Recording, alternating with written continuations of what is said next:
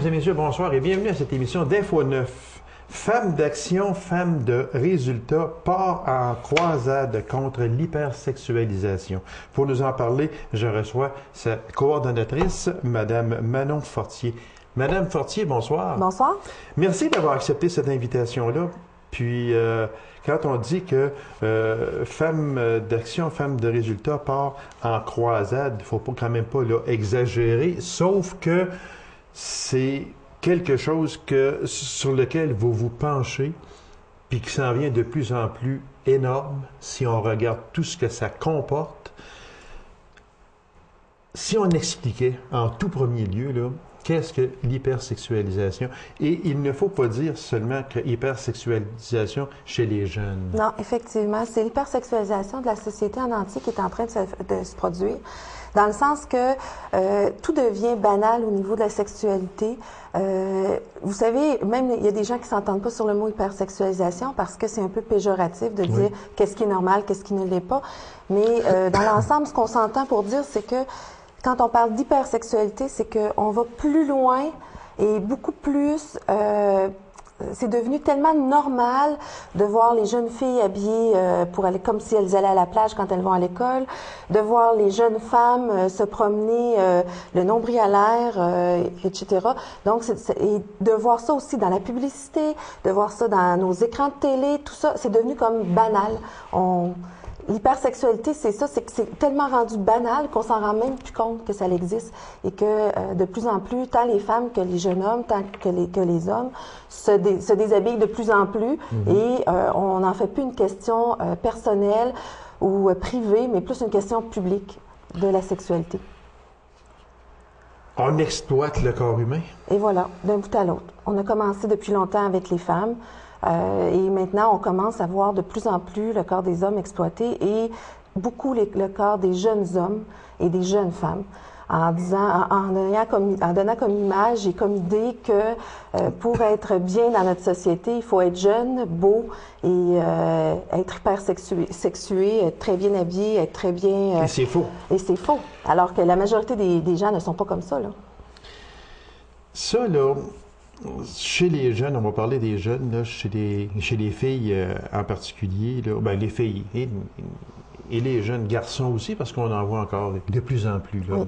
Comme vous le disiez si bien tantôt, au début, ce n'était que chez les jeunes filles, et maintenant, c'est rendu chez les garçons aussi. Alors, chez les jeunes, est-ce qu'ils portent des vêtements sexy par mimétisme de leurs idoles?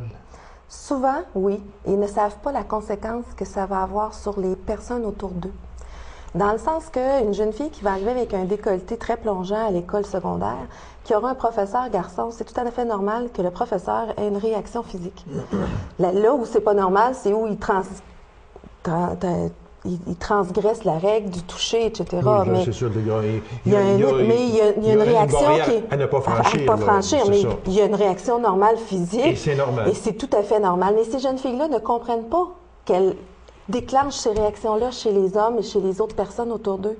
Elles le font parce que leurs idoles, Britney Spears, Madonna, le font, sans prendre en conséquence que ces femmes-là, ces idoles-là, le font sur des scènes, dans des spectacles, et non pas tous les jours quand elles vont à l'épicerie, etc.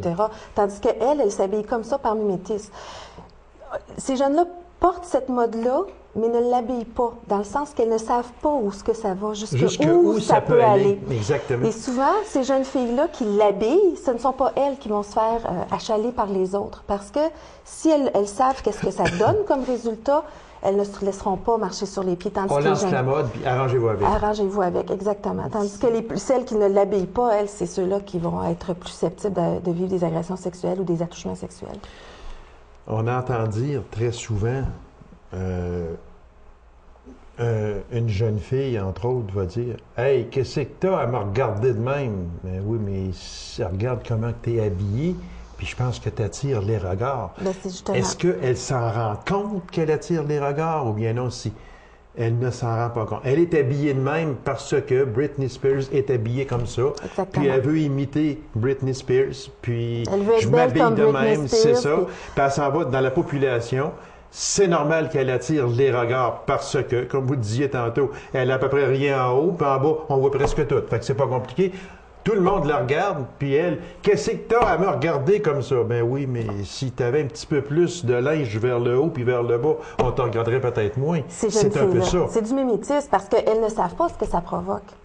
Elles le font parce que leur idole le fait, mais elles ne l'habillent pas, cette mode-là. Elles la portent, mais elles ne l'habillent pas. Puis elles ont pour leur dire, ben, t'as juste à pas avoir de réaction, t'as juste à pas me regarder, t'as juste... Mais c'est impossible. L'humain étant fait comme il est, c'est normal, c'est ça, exactement. C'est tout, puis on a des réactions, puis bon, c'est tout à fait normal aussi, sauf qu'il y a un pas à ne pas franchir, une barrière à ne pas franchir entre le regard et le toucher. C'est deux choses complètement différentes. Il n'y aura jamais rien qui va excuser ça, là, de franchir la barrière. Par contre, qu'on ait une réaction physique, c'est tout à fait normal, là. Quand on va, on passe en avant d'une école, disons, on est au mois de juin, juste avant la fin des classes. Puis, on regarde les jeunes. Et quand je parle de jeunes, je parle de 12, 13 ans, 14 ans. Là, vous me mettrez au pas si jamais je me trompe, là, mais ne vous gênez pas. Mais on parle de 12, 13, 14 ans, et on regarde ces petites filles-là, puis on dit, mais mon Dieu, est-ce qu'elle est consciente de ce qu'elle porte? Pas du tout. Et 12, 13 ans, c'est vieux. Et c'est vieux? C'est vieux parce que... Mon Dieu, mais quand elles ont 7-8 ans, ce ne sont pas elles qui vont choisir de porter cette mode-là. C'est les parents qui vont accepter de... Parce que la jeune fille va... Donc, les parents ont un rôle à jouer là. Oui, c'est pour ça que je vous dis que ça ne concerne pas que les jeunes. Parce que les parents, les grands-parents, combien de grands-mères n'ont pas acheté de brassière à leur petite fille de 5 ans? Non, mais c'est vrai, ça existe. Donc, les grands-mères trouvent ça cute, achètent ça à leur petite fille. Sans penser à mal, là. Il n'y a rien de mal là-dedans. Là. Moi-même, j'en achetais à ma filleule de 5 ans, là, tu sais. Oui. Mais on ne pense pas jusqu'où ça peut aller. Mais ces jeunes filles-là vont le faire avec le consentement des parents. Parce que les parents, ben c'est ça qui est à la mode. On a qu'à penser à la boutique La Senza Teen là, pour les jeunes. Là. Ils ont des petites brassières toutes avec la dentelle, les petites bobettes pareilles. Puis c'est cute, là. Puis ils veulent le porter. Mais ils n'ont pas de seins, ils n'ont pas de hanches, ils n'ont pas de fesses, ils n'ont pas rien. Mais ils veulent déjà être des adultes. Donc, c'est aussi les parents qui ont un rôle à jouer, les grands-parents aussi, pas seulement l'enfant, parce que l'enfant, oui, il a le goût, mais si le parent dit non, écoute, tu porteras pas ça, tu es trop petite pour porter ça, quand tu auras des seins, quand ça sera nécessaire, là, tu n'en porteras. Puis s'ils savaient combien de temps ils vont être obligés d'en porter des brassières, ils n'en porteraient pas à 8 ans. Et ça, c'est bien dit, exactement. Comme ça veut dire que les jeunes n'ont pas conscience de ce qu'ils portent. C'est vraiment du mimétisme. C'est vraiment pour être comme les autres, pour être comme leur idole, pour se faire intégrer dans des gangs, etc. Et là, c'est là que rentre toute la notion où les enfants qui ne correspondent pas à cette norme-là vivent un drame épouvantable. Madame Fortier, quand tout ça a-t-il débuté? Est-ce que ça l'a débuté il y a peut-être... si on se reporte à une vingtaine d'années passées, ça veut dire en 79. Moi, je ne dirais pas 20 ans, je dirais plutôt 30 ans. C'est quand même à la fin des années 60, si on peut aller un peu de même, à la fin des années 60, la fameuse libéralisation de la femme qui est arrivée...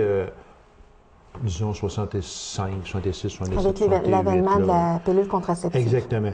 La fameuse émancipation de la femme objet, ça a commencé à peu près là. Oui, mais je pense qu'il y en avait déjà avant, mais c'était plus caché. C'est ça, exactement. On était dans une société très catholique, entre guillemets, avec une église très vivante et très... très remplie aussi. Très remplie aussi. Il fallait y aller, on n'avait pas le choix. Qui avait la même mise sur à peu près tous les aspects de la vie des gens. Sauf que dans les années 65, en montant, on a eu l'époque Peace and Love, où tout le monde faisait l'amour avec tout le monde, on vivait en commune, etc. Donc, tout le monde était très libre. Il n'y avait pas seulement que les femmes qui se libéraient, mais aussi les hommes, parce qu'il n'y avait plus que des relations particulières avec leur conjointe, mais pouvaient au grand jour, parce qu'ils le faisaient peut-être caché, mais on le faisait au grand jour. C'est ça, on se cache plus, puis les relations sexuelles, c'est plus juste pour procréer, puis c'est plus juste pour ça. Donc oui, à partir de là, on a commencé à voir une certaine différence au niveau de la publicité, au niveau de la société, etc. Et si vous regardez un peu comment ça se passe dans notre monde, quand vous regardez une publicité, vous avez toujours deux types de femmes. Soit la femme qui est la mère, celle qu'on respecte, celle qu'on aime, etc. Soit la femme qui est la prostituée, celle qui est le fantasme, celle qui... Donc, on est allé chercher beaucoup de cette femme prostituée-là pour remettre dans notre société en valorisant cette femme-là. Donc, c'est de là qu'est partie un peu l'hypersexualisation, mais depuis, je vous dirais, depuis des années 90-95, c'est de plus en plus... là, ça a explosé complètement. Là. Puis on peut dire que dans les années 95, alors ça veut dire que si on se reporte vite, ça fait environ 15 ans. Si on recule un peu, j'en reviens à l'avenue de Britney Spears, qui, il me semble, moi je ne sais pas, peut-être que je me trompe, mais c'est un peu ça, il me semble, chez les jeunes, parce qu'elle était jeune lorsqu'elle a commencé à monter sur scène. Elle avait 15 ans, je pense. Environ 15 ans. Sa venue, c'est un peu ça, là, vraiment chez les jeunes filles de 10, 11, 12, 13 ans, qui a vraiment déclenché peut-être. C'était l'élément déclencheur. Est-ce que c'est un peu ça? Oui, Britney Spears a été l'élément déclencheur, mais les autres ont suivi par la suite. Là. On parle de Beyoncé. Oui, c'est sûr. Toutes les autres là, ont suivi. Les autres ont embarqué dans le même bateau après. Et les chanteurs masculins ont aussi suivi ce move-là en disant cette façon de faire-là. On pense à 50 Cent avec sa chanson Candy, là, où il rentre dans une maison, c'est toutes des femmes à moitié nues, tout ça. Donc, on a vraiment suivi la tendance que Britney a lancée, même si elle disait moi je ferai jamais l'amour avant le mariage, moi tu sais elle s'est gardée une certaine pudeur, mais elle était sur scène à moitié nue là. Elle le disait. Elle disait parce que si on regarde son cheminement, je pense que mais c'est peut-être ça qui a fait en sorte que les jeunes filles se sont beaucoup identifiées à elle, en disant mais on peut s'habiller comme ça puis se conserver pour jusqu'au mariage, être prude et tout ça. Donc c'est peut-être ça qui a fait que ça a été vraiment un élément déclencheur. Les fameuses publicités porno-chic sont-elles un reflet de notre société ou des stratégies gagnantes de marketing? Ah, c'est une stratégie gagnante de marketing incroyable. Oui, parce que vous m'en avez envoyé. On les montrera pas là, parce qu'on n'est pas à Bleu Nuit, là, mais on en a ici un paquet. Là. C'est épouvantable. Et si vous remarquez, souvent ces publicités-là vont être sur des marques qui sont très considérées comme pour la classe supérieure, où ça prend beaucoup de sous pour pouvoir se permettre. Du Dolce Gabbana, du Gucci, du Guess, du Diesel, etc. Ces marques-là vont utiliser beaucoup la porno chic pour vendre ce qu'elles ont à vendre. Et souvent, on verra même pas c'est quoi le produit qui est à vendre, là. Parce que c'est tellement frappant comme c'est presque de la porno, hein, parce que c'est sur le bord. C'est pas loin. Quand on parle de codes pornographiques, là, c'est tous les codes, hein, beaucoup la bouche, les doigts dans la bouche, on attire le regard. On attire le regard de cette façon-là en vendant des produits de luxe. C'est comme si on disait aux gens, ben si vous voulez être heureux, vous devez être riche pour pouvoir nous acheter et vous devez vous conformer à cette norme-là. Être mince, être belle, être ci et ça. Parce qu'on verra pas un genre Britney Spears annoncer les chips Lay's. Je pense pas. Ben peut-être, mais avec juste les chips vis-à-vis des seins. Tu sais, ça serait quelque chose comme ça. On pourrait suggérer que ça serait quelque chose, si on parle d'une grosse chips, par exemple. Oui, c'est ça. Mais ça pourrait ça serait quelque chose comme ça, là. C'est une pub dans ce sens-là. Et c'est vraiment axé sur la sexualité, puis le sexe vend. Donc, c'est une stratégie de marketing 100%. Sauf que les jeunes s'identifient à cette stratégie de marketing-là en disant, on va devenir comme eux et on sera riche, on sera belle, on sera etc. Là, ça va ensemble. Là. C'est incroyable aujourd'hui ce que la publicité peut faire. C'est absolument incroyable. Et si on regarde, est-ce qu'on peut donner un pourcentage? Là, je ne sais pas, là, je dis ça, je lance ça là, demain. Est-ce qu'on peut donner un pourcentage dans les produits que l'on veut publiciser à l'effet qu'il faut prendre une personne de sexe féminin peu habillée? Il y en a quoi? 4, 70, 75 Au moins. J'ai vu une publicité, toutes les publicités, que ce soit de la voiture, la bière, les produits de luxe, beaucoup les produits de luxe. Faut vraiment penser là, les produits de luxe, là, mais les voitures, les BMW, une publicité où la femme est couchée dans le lit, l'homme est par-dessus en train de faire l'amour, mais le visage de la femme, c'est une voiture BMW, puis c'est marqué The Ultimate Attraction. L'attraction ultime, c'est ça. C'est ça. Donc, c'est tous ces produits souvent de luxe là, mais c'est au moins 70%, je pense, où le corps de la femme est valorisé et vendant, et des publicités de pizza, de parfums. Il y en a de on vend ça, plus juste ça. les brassières et les petites culottes avec le corps de la femme. On vend tout. Tout est à vendre avec ça. Et de plus en plus, les beaux corps de jeunes hommes aussi. Oui, là. oui, parce qu'on peut en faire de belles pubs. Parce que, en tout cas, je me souviens pas de la marque, mais quand on regarde une pub des yeux, et puis on voit, là, mon Dieu, des artistes du Québec, on voit une caméra qui s'en va vers les yeux, c'est vraiment extraordinaire. Puis il n'y a rien de... Il n'y a pas aucun code pornographique dans ça. Absolument pas. On voit des yeux uniquement. Uniquement. Donc, ça peut faire des très belles pubs, là, mais c'est plus facile de passer par la porte d'à côté. Qu'est-ce que vous dites sur les jeunes qui ne correspondent pas aux critères que la société leur envoie, là? Il leur reste quoi, eux autres? Là? Moi, je parle autant les garçons que les filles, là, ceux qui n'ont pas un beau corps, ceux qui ne sont pas taillés là, au couteau, comme on dit, il leur reste quoi, eux autres? Pas grand-chose. C'est triste, hein? Parce que ces enfants-là, s'ils ne sont pas hyper valorisés dans leur milieu familial, à l'école, leur estime de soi n'est pas forte. Ces gens-là, ces jeunes-là vont partir dans la vie avec un pas en arrière parce qu'ils ne sont pas acceptés dans les groupes. Ils sont pas acceptés dans les gangs, ils sont pas acceptés parce qu'ils ne correspondent pas à ce que la société leur renvoie comme image. Et ils se retrouvent souvent en marge de la majorité. Donc, ça prend une estime de soi à tout casser pour pouvoir passer à travers ça, puis pouvoir avancer dans la vie, puis pas avoir peur d'avancer. D'où le rôle des parents, des grands-parents, de l'école. C'est donc dire qu'à ce moment-là, c'est pas donné à toutes les filles de poser pour une pub à ce moment-là. Effectivement. C'est loin de là. La plus belle, celle qui est la mieux faite, celle qui a les plus beaux yeux et le plus beau corps, etc. On s'en va. On a des critères. Est-ce qu'on peut dire qu'on a des critères sexuels établis? Oui. Oui, puis ces critères-là correspondent à environ 3% de la population. Donc, on s'en va vers une autre partie. Il y a 97% qui ne correspondront, qui ne feront jamais de pub, qui n'auront jamais le corps pour faire une publicité de ce type-là.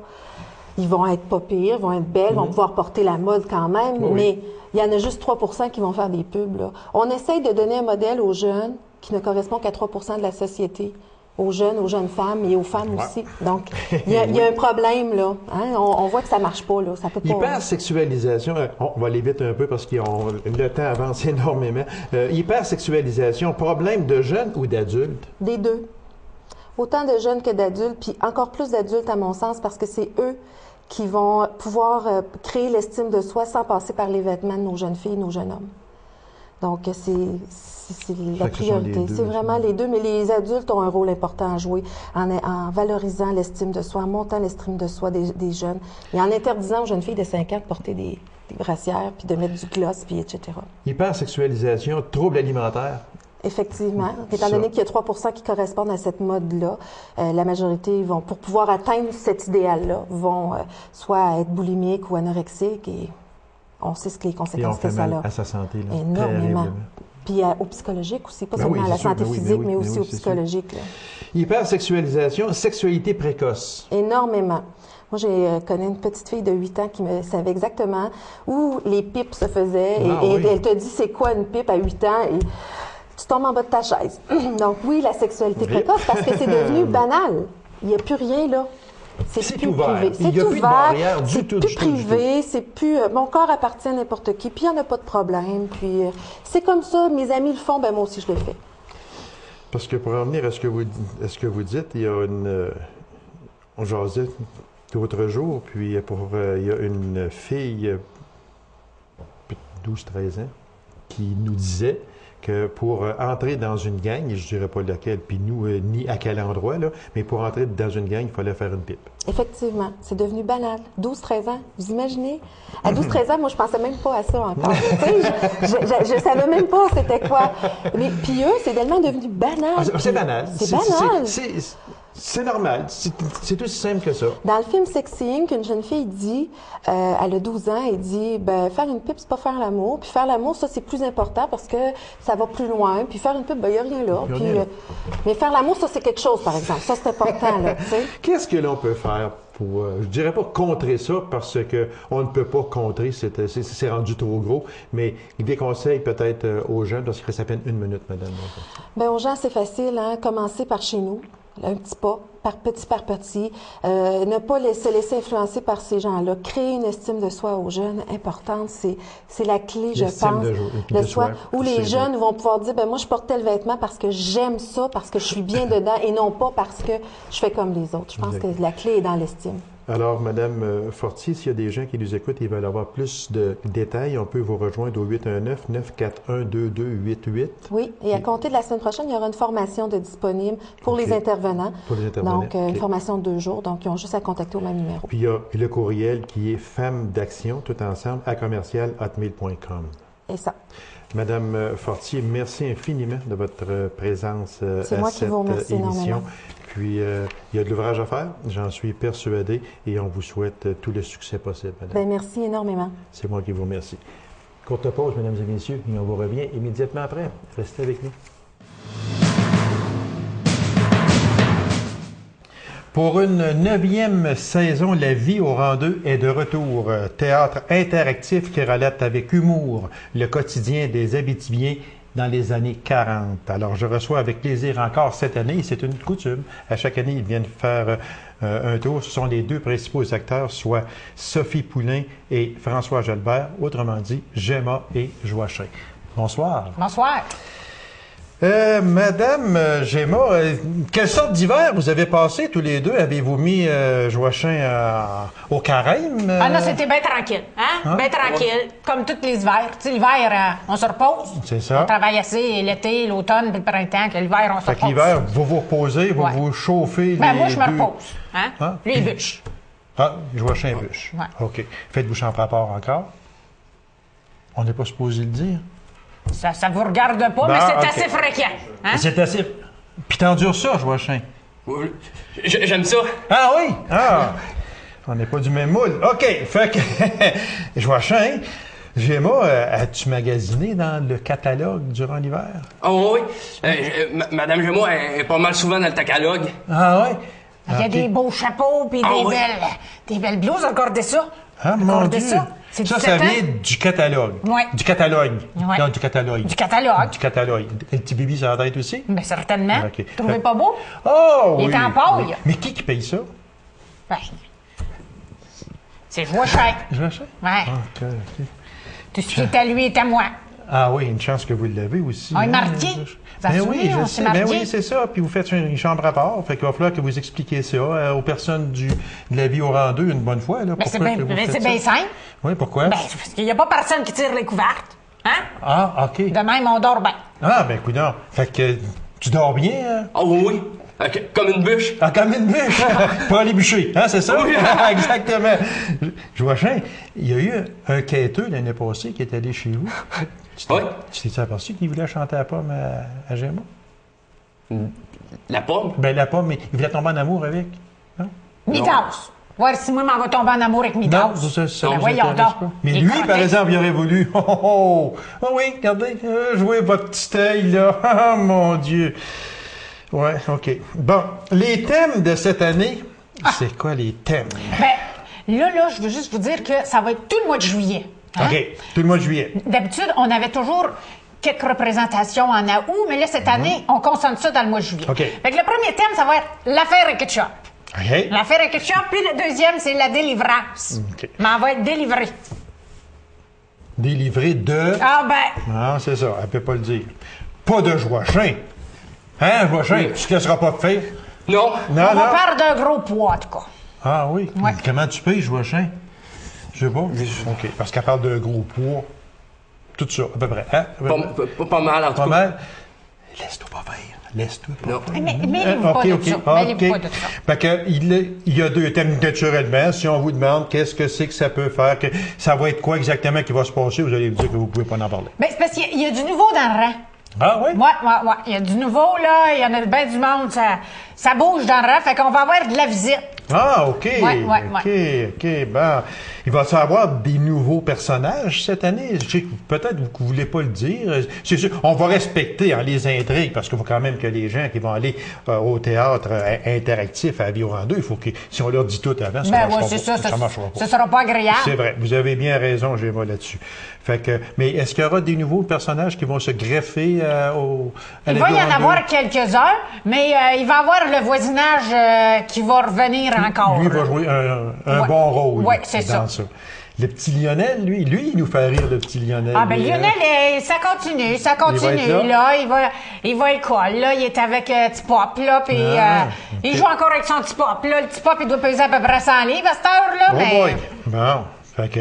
c'était son Il idée, prend de la ça, ce place. chien-là. Ben oui, il prend de la place, hein? Bon, comme Géma en prend aussi, hein? Fait que Géma et Petit Pop dans la même maison, ça prend de la place, hein, le prochain? C'est pour ça Oh, que oui, Petit Pop, il reste dehors. Ah, Petit Pop, il reste dehors. Ouais. Ah, Il ok. reste pas mal dehors.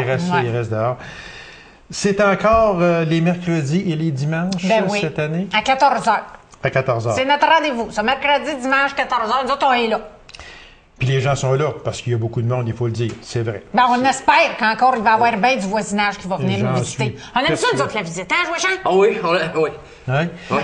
Si on parlait des dates pour le premier spectacle. Ben, l'affaire est ketchup, là, ça va être le 1er, le 5, le 8, le 12 et le 15 juillet. OK. Après ça, on va changer la délivrance. Ça va être le 19, le 22, le 26 puis le 29 juillet. Fait que on réserve tout le mois de juillet Ouais. pour la vie au rang 2. Est-ce que ça coûte des sous pour aller là? Ben non, ça coûte rien. Ça coûte hein? rien, Nous non. autres, on aime ça recevoir le monde. Chargez-vous quelque chose au monde quand ils vont vous voir? non, nous autres non. non plus. Mais il y a une contribution volontaire, par exemple, à la fin, pour nous aider pour les décors et pour Ça, c'est Tout ce qu'on fait, là, important. hein? C'est important de le dire. pour parce nous que- permettre de rester en vie. Exact. Ben oui, Hein? c'est sûr. Joachim, Gemma, elle a-tu encore la phobie, là, tu sais, là, une phobie là, des grandeurs, tu sais, là, elle veut voir grand tout le temps. Elle a-tu encore ça? Oui. Fais bien attention à ce que tu vas dire. Non, Ah. elle regarde, c'est tout petit. Elle a des petits yeux. Ah, Ouais. des petits yeux. C'est OK. ça. Fait que c'est. Elle voit bien petit. Ouais. Ses chapeaux, elle les voit petits. Ses Oh, oui. robes, elle les voit Oui. petits. Ah, juste de même. Non, non, même, à peu près. Je les vois petites certaines, je les regarde dans le catalogue. Ah oui. Après ça, j'ai comment? Vous les commandez. Ouais. Puis vous les recevez, puis c'est Joachim qui paye. Ben là, Ah, ça OK. marche de même. Ça marche de même. Ben nous autres, chez nous, ça marche de même. Hein? C'est ça. Ouais. C'est de même, ça marche. Puis Ouais. toi, t'as pas un mot à dire, Joachim, hein? Non, non. Non, toi, tout est parfait en ce moment, hein, c'est ça? Elle fait tout. Elle fait tout. Moi, j'ai pas besoin de rien dire. C'est c'est ça. ça. Puis Gemma est belle, puis vous faites chambre à part, vous êtes mariés toutes. La vie est belle, hein, Joachim? c'est ça. Ah, mon Dieu. Ouais. On Hein? apprend des belles. Le OK. même corps. On se reverra Oh. à la vie. Un homme, on donne ça. Ah, ben là, oui, je vois ça. Je vois ça. Bon, Même ça OK. marche. Fait que l'affaire est ketchup 1, 5, 8, 12, 15 juillet.